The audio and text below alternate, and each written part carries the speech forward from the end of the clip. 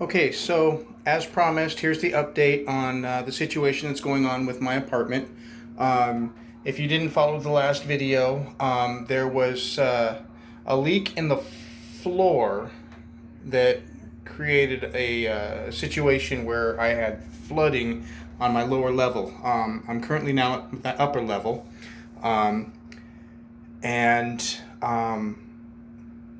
it had been like 2 weeks since the holes were cut in the wall um, to lay new cross-linked polyethylene piping to rerun it rather than jackhammer the ground. 2 weeks I spent with exposed walls where insulation, plumbing, and electrical wires were exposed, and they didn't actually do anything until I sent him an email and threatened him with legal action. I was going to go to the city and say, this isn't right, this isn't safe, it's unhealthy.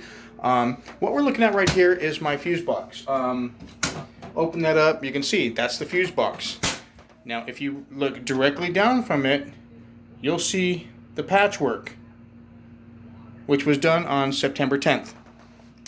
It is currently Saturday, September 25th, and the guy has not come back to finish the job. He basically just patched it, and he at that time told me he was not going to paint.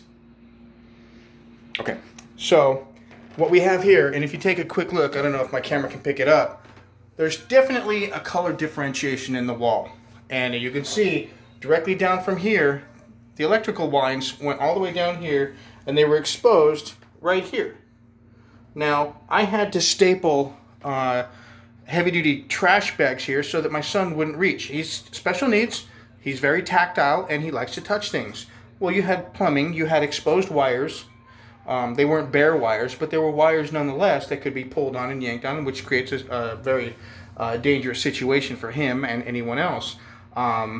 Insulation was floating around. Every time the AC kicked on, you could see little tufts of fiberglass insulation floating around, but this is very rough. And if you look, no tape, no... This is a textured wall. There's no texturing. It's just he put it up. He slapped on some compound all the way down here where they ran the pipe, all the way across to right here. This is the front door, and if you look, hey, I can see sunlight here. The place isn't really well insulated, so my AC bill gets kind of heavy. We have these old wooden windows, which they leak constantly, whatever. But we also have, if you look, we have this patch here. It looks the same, ghetto as hell. And then down here, there's another one. It's been 15 days since he did that job. And underneath the stairs, where the leak was coming from, is now dry. That's where there was mushrooms growing, and obviously black mold. They didn't clean it up. All they did was close it up. I myself sprayed bleach underneath there as soon as the panel was cut open by the plumber in an effort to kill the mold. But to this date, the new owner of this property, whose name is Robert. I won't give you his last name because I don't know if that would get anybody in trouble. But he bought this property knowing that there was issues. And apparently he's bought a lot of property around town. And he's doing this with everybody. My apartment is right smack dab in the middle of town. This is my front door. If I turn around, this is our high school. We have a parking lot, we have the ball fields, we have the football fields there. It's a pretty busy thing in the middle of town. And this apartment complex, the Redwood Terrace, is pretty iconic. They call it the Red Barn Apartments, okay? And right now, because he's jacking up the rent, people are being economically evicted. They can't afford to live here. I'm a single income. My son stays with me on the weekends when I have my visitation. But all along here, you have a retired lady. Her rent is going to be tripled. You have a couple of young adults that are in the food service industry. Next to them, you have a guy who works for the Park Service, and his wife, who has a broken foot right now, she can't work, so it's all on him.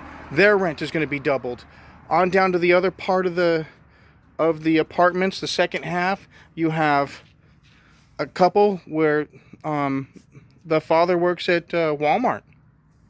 They're going to have to move. They can't afford it. Their rent is doubled. The people next to them, their rent is being doubled. Everybody is going up to an unaffordable rate, so they have to leave. And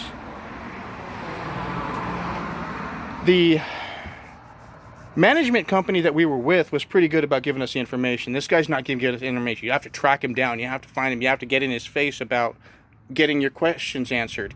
And you have him, and honestly, we've not heard word one from the owner.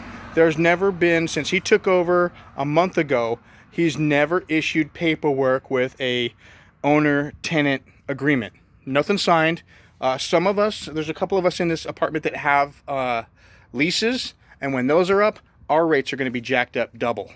And the only thing I'm hearing is from the other tenants who actually spoke to the manager, who has pretty much said that doubling the rent is just the start. He hasn't fixed anything around here at all. He's been slumlording this place. He's got a grip of more properties in town that he's probably doing the same thing with. And all of these people, all 10 units, are going to be out on their ears come the end of the year. Some of them are having to leave right now because they're month to month. They're not protected by a lease. So some people are having to cohabitate with friends, family, find some place where they're going to have to move in with other people. And it looks like I may have to do the same thing. I tried my hardest for the last 5 years to be in my own place on my own and have a place for my son to come and visit me and stay with me. And it looks like that's going away. So there's very few things that we can do about this right now because he doesn't run through a management company. There's no protection for us under a lease or a renter's agreement because there isn't one. And this is gonna really sit unwell with a lot of people. But the guy down in the last apartment, he's moving out. He's got another place he's gonna go to, and he said that, I'm going to be moving. He gave him a letter basically saying that I'm going to be out at this date and I'll be available for you to come in and view the apartment. I'll give you the keys and then we can handle the security deposit. He was told that the owner is not giving back the security deposits at all. He's not planning on it. And the reason he's not planning on giving us the money back is because he says he can't verify the condition of the apartments when we moved in. He's done a walkthrough. He's done two. He's seen the condition of the apartments as they are, and there's no major damage besides what the plumber did. So it's about his money. He knew that he had something to fix, and he's jacking up the rates double and triple in the case of the lady next door who's retired and living on a fixed income. No care, no concern, no humanity. So just take care of each other, and if you can help somebody, help them, because this kind of thing is happening all over town. Investors are coming in, buying up the properties, jacking up the rates, and forcing the workers out. Where are they going to go? You're not going to have anybody working in your supermarkets. You're not going to have anybody delivering your food. You're not going to have anybody to do the service that this community is supported by, because no one's going to be able to live here. They can't afford it. Something's got to change.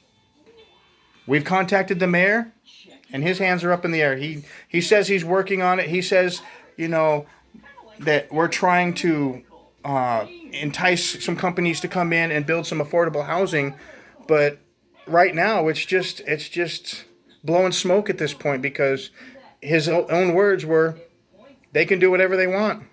It's their property. Well, yeah, they can do whatever they want legally, but ethically, they're breaking up families. They're destroying communities. And they don't care as long as they get paid.